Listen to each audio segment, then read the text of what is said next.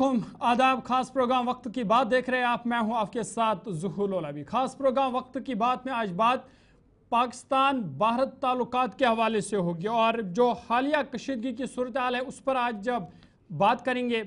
और आपको बता दें कि ये एक नहायत हसास मामला है, क्योंकि इस सूरत हाल पर न सिर्फ दोनों ममालिक की नज़रें हैं बल्कि आलमी सतह पर भी तशवीश पाई जा रही है। गुज़िश्ता 24 घंटे के दौरान लाइन ऑफ कंट्रोल पर हलचल मजीद तेज हो गई है। कुपवाड़ा, बारामुल्ला, अखनूर, पूंछ में फायरिंग हुई है, जिसका LOC पर तैनात भारतीय अफवाज ने भी जवाब दिया है। दूसरी तरफ दारुल हुकूमत दिल्ली में भी हलचल तेज हुई है। वज़ीर दिफा राजनाथ सिंह ने PM मोदी से मुलाकात की है।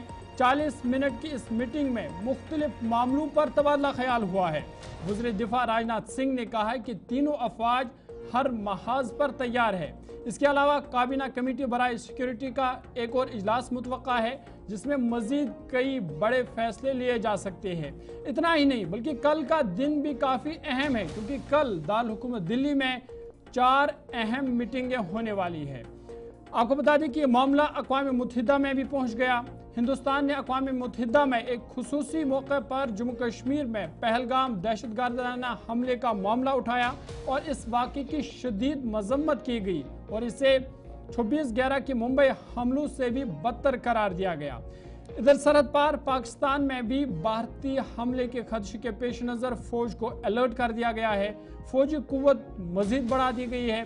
गुज़िश्ता रोज़ शुमाल मगरबी पाकिस्तान में एक ज़बरदस्त बम धमाके में 9 अफराद हलाक और 21 दीगर जख्मी हो गए। ताहम अभी तक उस हमले की जिम्मेदारी किसी ने कबूल नहीं की है। पाकिस्तान को आज उस वक्त बड़ा दचका लगा है जब अमेरिका, बरतानिया, ऑस्ट्रेलिया और चीन के सफारतकारों ने अपने अहल खाना को पाकिस्तान से वापस अपने ममालिक भेज दिया है। पाक भारत मौजूद सूरत हाल को देखकर अब कई सवाल जन्म लेते हैं और सवाल ये है कि क्या पाक भारत जो मौजूदा सूरत हाल है, क्या दोनों ममालिक के दरमियान ये जंग की तरफ इशारा है। सवाल ये भी है कि जंग के नतीजे में जो दूसरे ममालिक हैं उन पर किस तरह के असरात मुरतब होंगे। और चूंकि दोनों ममालिक के पास जवाहरी हथियार मौजूद है और ऐसे में अगर जंग होती है तो ये जंग कितनी खतरनाक साबित हो सकती है। इसी पर आज हम ख़ास चर्चा करेंगे और ख़ास मेहमान हमारे साथ ज्वाइन करेंगे और उनसे हम समझने की कोशिश करेंगे कि अब आगे क्या होगा या आगे क्या कुछ होने वाला है। खास मेहमान हमारे साथ ज्वाइन कर चुके हैं। रिटायर्ड कर्नल दिनेश शर्मा जी हमारे साथ है, डिफेंस एक्सपर्ट है। दिनेश शर्मा जी, बहुत बहुत खैर मकदम आपका। डॉक्टर सकेत बिहारी जी है, फॉरेन एक्सपर्ट है। डॉक्टर सकेत साहब, आपका भी बहुत बहुत शुक्रिया। और सोहेल काज़मी साहब हमारे साथ है, जम्मू कश्मीर के हालात और जम्मू कश्मीर के सियासत को अच्छी तरह से समझते हैं। आप तीनों का खैर मकदम इस खास प्रोग्राम वक्त की बात में। शुरुआत में ज़रा दिनेश शर्मा जी आपके साथ ही करूँगा। जो इस वक्त सिचुएशन है, करंट सिचुएशन जो इंडिया पाकिस्तान के दरमियान है, जो मौजूदा सूरत हाल है, इसको आप किस तरह से देखते हैं? क्या ये किसी बड़े खतरे की तरफ इशारा है जिस तरह इस वक्त मौजूदा हालात है? देखिए साहब, ऐसा है कि ये जो कत्लेआम हुआ है पहलगाम के अंदर, ये पाकिस्तान ने शुरू किया था, हमने नहीं शुरू किया था। मैं एक सैनिक होने के नाते बताता हूं कि जंग जो होती है वो सबसे लास्ट रिजॉर्ट होनी चाहिए, क्योंकि जंग से मसले जो है हल नहीं होते। लेकिन मैं ये भी कहना चाहूंगा कि जिस समय आपकी देश की सुरक्षा और देश की आत्मसम्मान की बात होती है, तो उस समय अगर हमें जंग में भी जाना पड़े तो हमें पीछे नहीं हटना पड़े, हम पीछे नहीं हटेंगे। अभी के हालातों को आप देखिए, मंगलवार के बाद किस प्रकार के जो है भड़काऊ भाषण जो हैं या बिल्कुल। भड़काऊ स्टेटमेंट्स जो हैं वो पाकिस्तान की तरफ से आ रही हैं। पूरा देश जानता है, भारत देश जानता है कि ये एक प्रकार की गीदड़ भभकी हैं। और देखिए साहब, अंग्रेजी के अंदर एक कहावत है कि बार्किंग डॉग्स डोंट बाइट। अभी आप 22 अप्रैल के बाद जो है दोनों देशों की के बारे में अगर आप ध्यानपूर्वक देखेंगे तो हमारी तरफ से हमारे प्रधानमंत्री साहब ने एक बहुत शालीनता के साथ अपना आक्रोश प्रकट किया था। किसी प्रकार की कोई धमकी, कोई एटमी बिल्कुल ताकत, कोई बिल्कुल हमला करना, इसके बारे में कोई बातचीत नहीं की। बिल्कुल बनस्पत इसके कि पाकिस्तान से सबसे पहले जो उनके डिफेंस मिनिस्टर हैं, आसिफ ख्वाजा या क्या नाम है उनका, उन्होंने पूरे वर्ल्ड के सामने इस बात को एक्सेप्ट किया है कि हाँ, पाकिस्तान जो है पिछले 30 सालों से जिहादी एक्टिविटीज को सपोर्ट कर रहा था, उन्हें फंड कर रहा था और उनको ट्रेनिंग दे रहा था। दूसरा, उनके जो पीपीपी के नेता हैं बिलावल भुट्टो, वो किस प्रकार की बातचीत कर रहे हैं कि सिंधु में जहां तो पानी बहेगा जब भारत का खून बहेगा। उसके बाद जो है बाकी सारी सीमाएं तोड़ दी उनके रेल मंत्री ने, ये कहकर कि हमारे पास 130 एटमी बम है जो कि हमने दिखाने के लिए नहीं रखे हुए हैं। तो साहब, जब इस प्रकार की भड़काऊ भाषण आते हैं और जबकि हम एक प्रकार से विक्टिम हैं, विक्टिम आज के नहीं है, पिछले कई सालों से 1989 से हम विक्टिम हैं टेररिज्म के, और हमने हमेशा ये बात की है कि हम अपने पड़ोसियों के साथ एक फ्रेंडली रिलेशन रखना चाहते हैं। कई बार हमने कदम आगे भी बढ़ाए हैं, लेकिन उसके एवज के अंदर पाकिस्तान की तरफ से क्या जवाब मिला है वो पूरा जग जाहिर जानता है। एक चीज मैं और ऐड करना चाहूंगा, जैसे मैं कहना चाहता हूं कि देखिए साहब, जिस समय आपके अनुकूल होता है तो उस समय आप किसी भी प्रकार के युद्ध को जीत सकते हैं। आज की तारीख के अंदर पूरे विश्व के 130 लोगों ने इस घटना की निंदा की है और कई देशों ने हमें सपोर्ट किया है कि हम आपका साथ इस टेररिज्म को खत्म करने के लिए। इवन जो है बांग्लादेश और चाइना और अफगानिस्तान की तालिबान सरकार ने भी इस कत्लेआम का जो है निंदा की है। चलिए, बात अलग है कि चाइना ने 3 दिन के बाद जो है अपना स्टांस चेंज करा लिया और वो सपोर्ट करने लगे। पाकिस्तान की तरफ से जो एक आया कि हम जो है न्यूट्रल इंक्वायरी करना चाहते हैं। चलिए, ये तो पूरा जग जाहिरा आपके दर्शकों को भी मालूम है, लेकिन मैं इसके लिए पूरी तरह से राजी हूं कि अब समय आ गया है।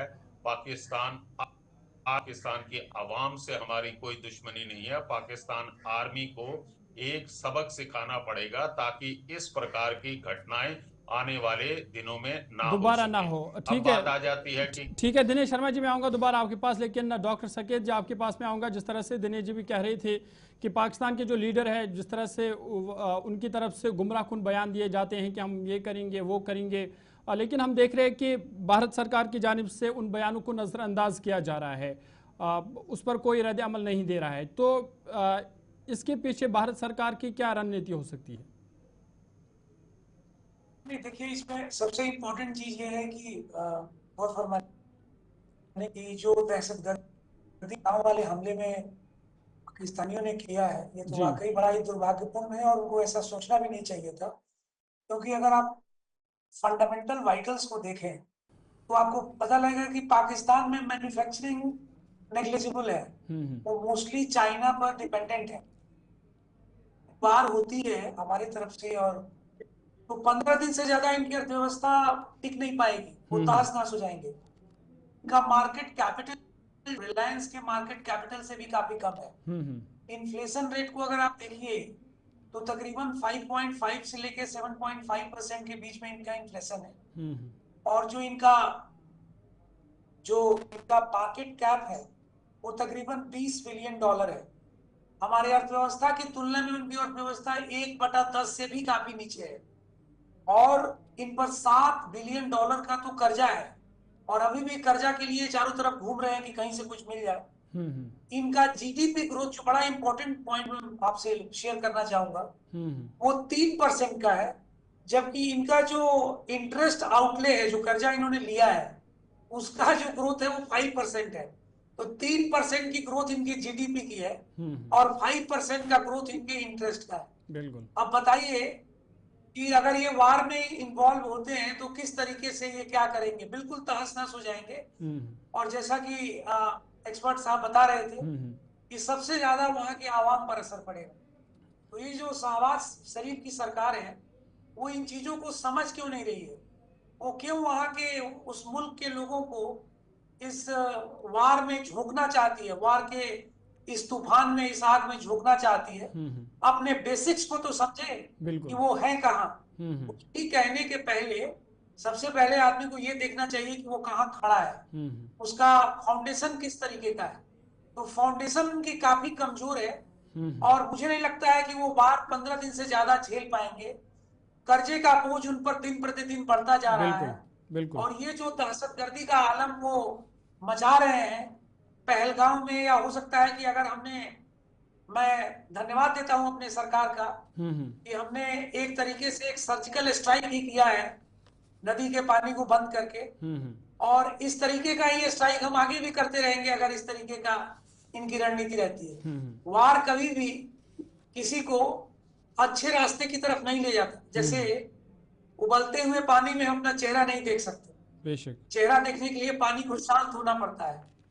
तो ये बड़ा जरूरी है इनके लिए कि अपने वाइटल्स को देखें, फिर इस दिशा में कोई बात कहें। ऐसे बयानबाजी करना, गीदड़ भभकी देना और इस तरह की बड़ी ऊंची ऊंची बातें करना कि हम ये कर देंगे वो कर देंगे, ये कहने से काम नहीं चलेगा। बिल्कुल इंटरनेशनल कम्युनिटी भी इस बात को समझ चुका है बिल्कुल कि पाकिस्तान की ये जो सारी हरकतें हैं वो बड़ी ही इनह्यूमन है, बिल्कुल बर्बर है, बार्बरिक है। ऐसा होना नहीं चाहिए कि आप इनोसेंट लोगों से उनका धर्म पूछते हैं और सीधे गोली चलाना शुरू कर देते हैं। बहुत ही अनफॉर्चुनेट बात है, ठीक है शर्मनाक बात है। साकिब साहब मैं आऊंगा दोबारा आपके पास, लेकिन सुहेल काज़मी साहब भी हमारे साथ है। सुहेल काज़मी साहब, जो इस वक्त दोनों मुल्कों के दरमियान मौजूदा सूरत हाल है, अब इसको आप किस तरह से देखते हैं और मौजूदा सूरत हाल को देखकर क्या ऐसा महसूस होता है कि कोई महदूद जंग या सर्जिकल स्ट्राइक का खतरा है? देखिए, बिल्कुल पहले तो गुड इवनिंग सबको, सारे एक्सपर्ट्स को गुड इवनिंग।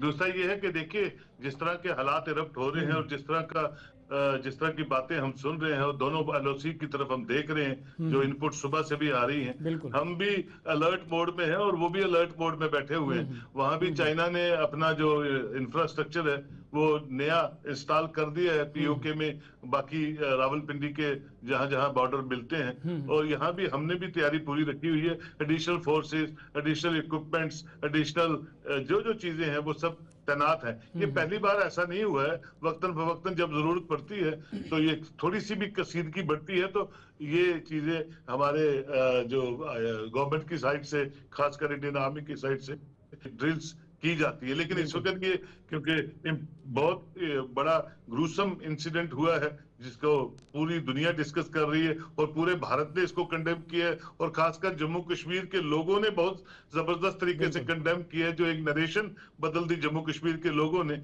और ये बता दिया कि हमें इसको कंडेम करते हैं, ये इंसानियत का खून है, किसी हिंदू किसी मुसलमान का नहीं है। और ये सवालिया निशान जो जम्मू कश्मीर के लोगों पे हमेशा लगता रहा है उसको हटा दिया उन्होंने। और पाकिस्तान तो वैसे ही फ्रस्ट्रेट हो जाता है जब हिंदुस्तान का मुसलमान हिंदुस्तान के आइन की कसम खाता है, हिंदुस्तान का मुसलमान हिंदुस्तान की प्रॉस्पेरिटी में अपना योगदान देता है, हिंदुस्तान का मुसलमान 47 में वहां नहीं गया और उनसे कहीं 5-7 करोड़ ज्यादा मुसलमान हिंदुस्तान में रहता है और हिंदुस्तान के निर्माण में हमेशा अपना योगदान देता है। तो पहली फ्रस्ट्रेशन तो उनकी ये है इस्लामिक पॉइंट ऑफ व्यू से, जिसको हम रेडिकलाइजेशन के एतबार से देखते हैं। वो कोशिश करते रहे हैं रेडिकलाइज करने की और बहुत कामयाब भी हुए कुछ हदों तक, लेकिन अब वो रेडिकलाइजेशन जो ग्रुप्स हैं वो जो है वो कामयाब नहीं हो रहे। यहाँ भी रेडिकलाइज करने की कोशिश की गई टारगेट किलिंग करके कि एक नई जो फिजा है हिंदुस्तान में उसको बनाने की कोशिश की, लेकिन पूरे भारत के लोगों ने संयम रखा, जम्मू कश्मीर के लोगों ने संयम रखा। कैंडल मार्चेस हुए, अस्पताल अनाक हॉस्पिटल के बाहर हर मुसलमान फैमिली अपनी लेके दुआएं का सिलसिला करती रही, जो एक इंडिकेशन थी। वो फिर दोबारा फ्रस्ट्रेशन पे आ गया। हमें मालूम था, उनके chief of the army staff ने जब 5 दिन पहले जो इंटेलेक्चुअल कम्युनिटी से एक एड्रेस किया था उसमें भी सिर्फ रेडिकलाइजेशन थी, कश्मीर था, इस्लाम था और जम्मू कश्मीर के लोग थे।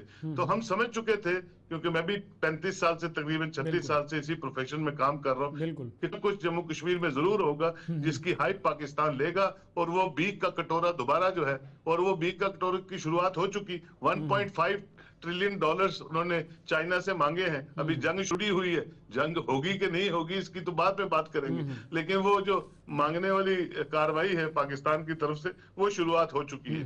देखिए, जंग is not a solution between any two countries, और खासकर पाकिस्तान के लिए तो बिल्कुल, जैसे साकिब सर ने कहा, बिल्कुल नहीं है। पाकिस्तान एक इकोनॉमिकल रिसेशन, पॉलिटिकल रिसेशन से जूझता हुआ जानते हैं, हमारा पड़ोसी है, हमारी कम्युनिकेशन उनके साथ होती है, हम उनकी फिजा को जानते हैं, लेकिन ये है कि हमारे लिए भी अच्छी नहीं है कि उस पे आगे बढ़ रहे हैं। जिस डगर से हम पूरे ग्लोबल जो लीडर्स हैं, जिस तरह से इंडिया का साथ, इंडिया की मजबूती और इंडिया की जो आगे सिखाना, कुछ ना कुछ रिटेलिएट करना, वो इंपॉर्टेंट है इंडिया के लिए। इस सरजमी पे ऐसा इंसिडेंट हुआ है, 5 बिंदुओं पे तो उनके साथ अपने रिश्ते काट दिए, लेकिन इसके आगे भी अगर कुछ एक ऐसा मजीद इकदाम उठाने की जरूरत है। ठीक है सुहेल काज़मी साहब, मैं दोबारा आऊंगा आपके पास, लेकिन दिनेश शर्मा जी आपके पास चलूंगा। इस वक्त जब हम डिबेट कर रहे हैं तो खबर ये भी है कि तुर्की ने हथियारों से लेस एक जहाज जो है वो पाकिस्तान भेज दिया है।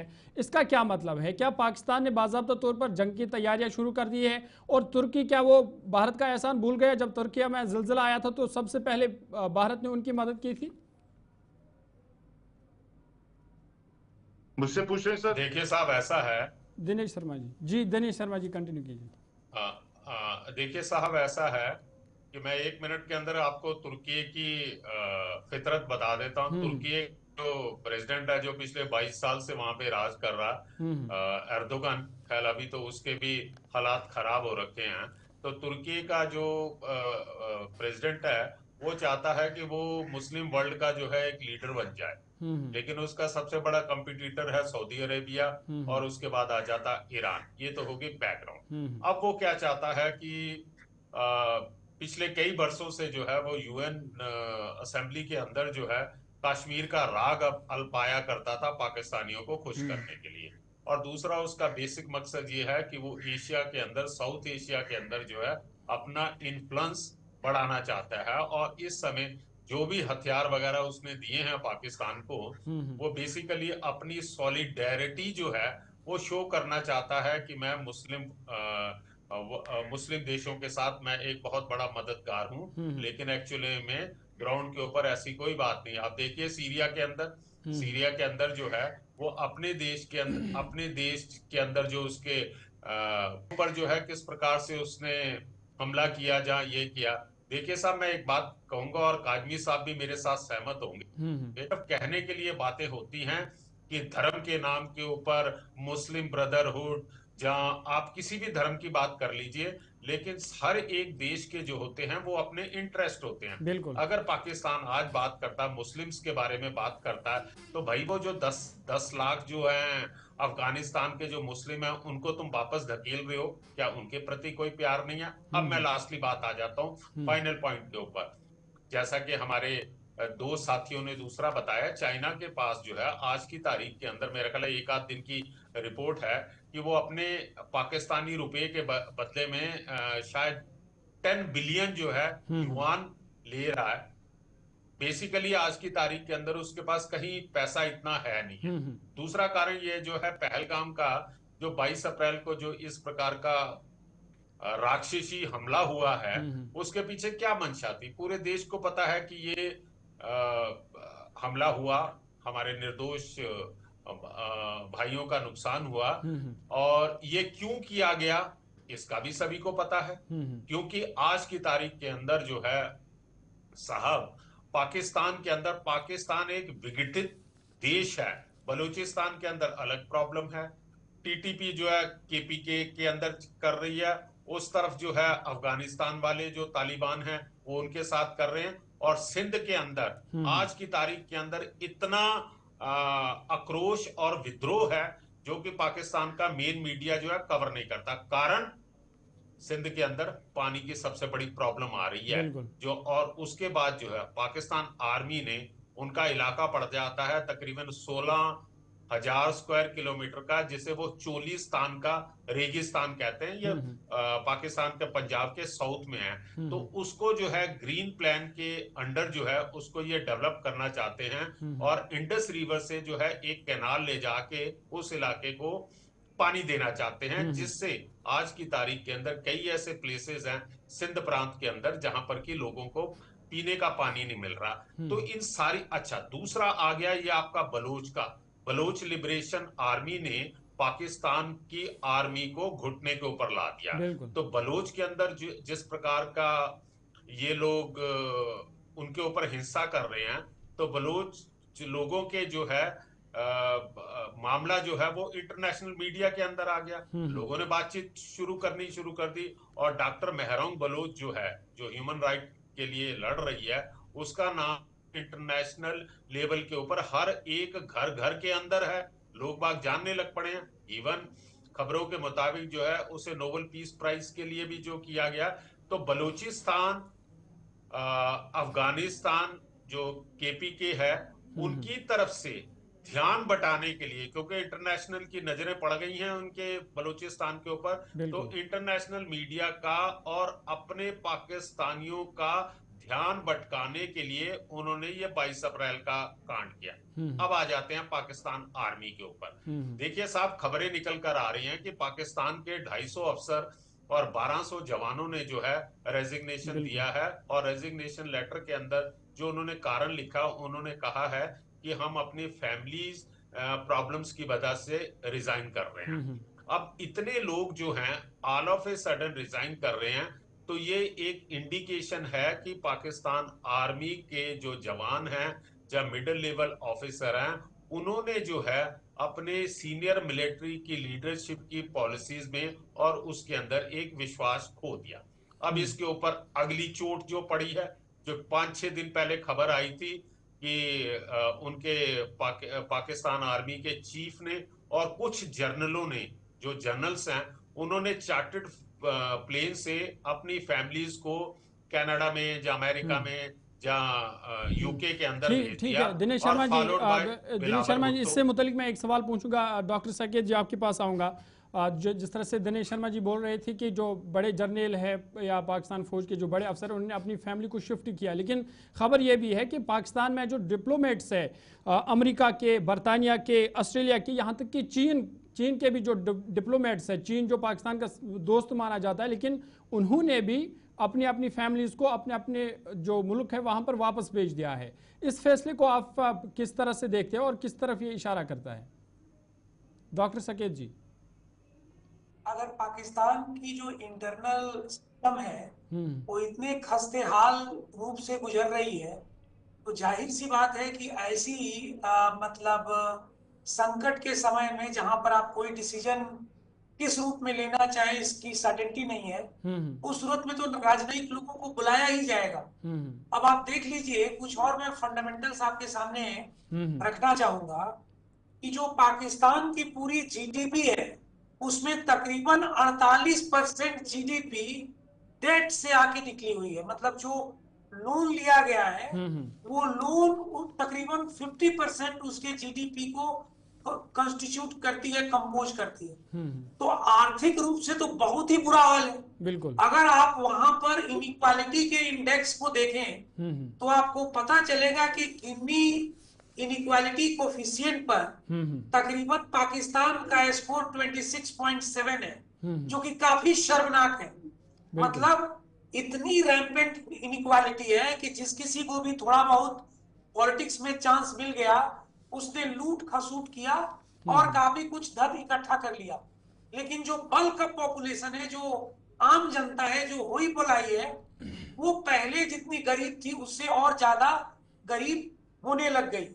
अगर आप गवर्नेंस के इंडेक्स को देखें, जैसा कि आपने सवाल किया था कि क्यों राजनयिकों को बुलाया जा रहा है, तो एक तो ये तात्कालिक कारण है ही कि उन्होंने हमारे यहाँ हमला किया, और ऑब्वियसली हम लोग ईंट का जवाब पत्थर से देना जानते हैं। कि जो वहां पे डिप्लोमेट, डॉक्टर साहब मेरा सवाल ये था कि जो वहां पे डिप्लोमेट्स थे, चाइना के, यूएस के, उन्होंने अपनी अपनी फैमिलीज को अपने वतन वापस भेज दिया है। वो पाकिस्तान में अपनी है, उन्होंने अपनी फैमिलीज को वापस भेज दिया है। नहीं, तो मैं इसको इस रूप में देख रहा हूं कि इन देशों के लोग भी इस बात को कहीं ना कहीं मानते हैं कि जो कुछ भी पाकिस्तान ने हमारे यहाँ आकर किया है, जो कुछ भी इनके दहशतगर्दों ने हमारे पहलगाम में आकर के दहशतगर्दी करी है, वो एक्सेप्टेबल नहीं है। बिल्कुल, वो गलत है, और गलत का जवाब तो सही नहीं हो सकता। ईंट का जवाब तो पत्थर ही से दिया जाता है। हमारे यहाँ वैसे भी कहा जाता है कि आग के संग मन मिलो आग, और पानी के संग पानी, गरल का उत्तर प्रतिगरल है, यही कहते हैं जग के ज्ञानी। अगर कुछ गलत हुआ है तो उसका जवाब दिया ही जाएगा। बिल्कुल। और इस जवाबी कार्रवाई में हो सकता है कि वहां के लोगों को भी नुकसान हो, इसलिए उन लोगों को वापस बुलाया जा रहा है। ठीक है, ये पहला कारण है। जी। दूसरा कारण ये है, कहीं ना कहीं वो लोग भी इस बात से कन्विंस्ड है कि जो कुछ भी पहलगाम में हुआ है या जो कुछ भी पाकिस्तान के दहशतगर्द जो वहां के सेना के सपोर्ट से करते हैं वो बिल्कुल गलत है और ऐसा नहीं होना चाहिए। और हो सकता है कि इसका बड़ा ही स्ट्रॉन्ग रिटेलिएशन हो, क्योंकि इंटरनेशनल कम्युनिटी में, अंतरराष्ट्रीय मंच पर भारत एक बहुत बढ़िया चेहरा लोगों के सामने प्रस्तुत करता है। ठीक है। सोहेल काज़मी साहब आपके पास में आऊंगा, वक्त बहुत कम है, मैं माजरत चाहूंगा डॉक्टर सकेत जी। सोहेल काज़मी साहब आपके पास आऊंगा। आखिरी सवाल मेरा आपसे कि पाकिस्तान के लीडरों की जानिब से बार बार एटमी जंग की बात कही जाती है,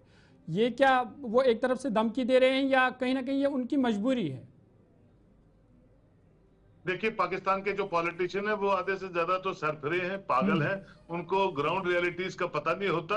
जो होगा वो पाकिस्तान की आर्मी और आईएसआई के हाथ में है और जिस तरह की डायरेक्शन वो देते हैं उस तरह से ये बोलना शुरू कर देते हैं। अगर वहां जमहूरियत अच्छी तरह मजबूती से पनपी होती तो आज ये हाल पाकिस्तान का नहीं होता। तो उनके पॉलिटिशियनों की जो बॉडी लैंग्वेज है, मैं तो कभी उनसे कन्विंस नहीं होता, और वो जो बॉडी लैंग्वेज है उनकी बातों से मैच ही नहीं होती है। उनको पता ही नहीं मुल्क को रिप्रेजेंट कैसे करना होता है या मुल्क की जो एक्सटर्नल फेज पॉलिसीज है उस पर बात कैसे करनी चाहिए। तो इसलिए मैं उन पे टिप्पणी नहीं करूंगा। लेकिन हाँ, पाकिस्तान की जो आर्मी के चीफ हैं, जिस तरह की बातें उन्होंने तब की थी और जिससे कि ये सारा माहौल गर्म हो गया और बॉर्डर्स हमारे गर्म हो गए, वो सोचने वाली बात है कि उनको ऐसा क्या हो जाता है जो बड़ी देर बाद उन्होंने इस तरह की दोबारा इशू कश्मीर को लेके बातें की और रेडिकलाइज करके दोबारा हमें गुमराह करने की कोशिश की हमारे यूथ को। लेकिन धरी की धरी रह गई, एक बार फिर उनको बड़ी उल्टी जो है उसकी गिनती शुरू होगी, क्योंकि जिस तरह का वो मोडस ऑफ ऑपरेंडी लेके पहलगाम को टारगेट करके पूरी दुनिया में हाइप लेना चाहते थे, वो नहीं मिल पाई है। पाकिस्तान एक अलग थलग मुल्क रह गया है और आने वाले दिनों में अगर इंडिया की तरफ से थोड़ा सा भी रिटेलिएशन अच्छी तरह होती है तो मैं समझता हूं पाकिस्तान को कुछ ना कुछ नई रणनीति से आगे चलना पड़ेगा। अदरवाइज जो है, मुझे होप है कि कुछ ना कुछ तो होगा, क्योंकि अब हमें अपने मुल्क की इज्जत का सवाल है, पहलगाम के इस अटैक का इज्जत का सवाल है और कुछ ना कुछ रिटेलिएशन होगा। बहुत शुक्रिया सोहेल काज़मी साहब, लेकिन कुछ ना कुछ होगा। बहुत शुक्रिया सोहेल काज़मी साहब वक्त देने के लिए। कर्नल दिनेश शर्मा जी आपका भी बहुत बहुत शुक्रिया और डॉक्टर सकेत जी आपका भी, आप तीनों का बहुत बहुत शुक्रिया इस खास प्रोग्राम वक्त की बात में जुड़ने के लिए। और बात हो रही थी पाक भारत ताल्लुकात के हवाले से, जिस तरह से 22 अप्रैल को 22 रंग का हमला पेश आया जिसमें 26 लोगों की मौत हुई। उसके बाद लगातार दोनों मुल्कों के दरमियान हालात मज़ीद कशीदगी हो रहे हैं और दोनों तरफ से बयानात भी आ रहे हैं। लेकिन अब देखने वाली बात यह होगी कि आगे क्या होगा, और आगे क्या होगा इस पर सबकी नज़र रहेंगे। फिलहाल आज की इस खास डिबेट में इतना ही, इजाज़त दीजिए, अल्लाह हाफ़िज़।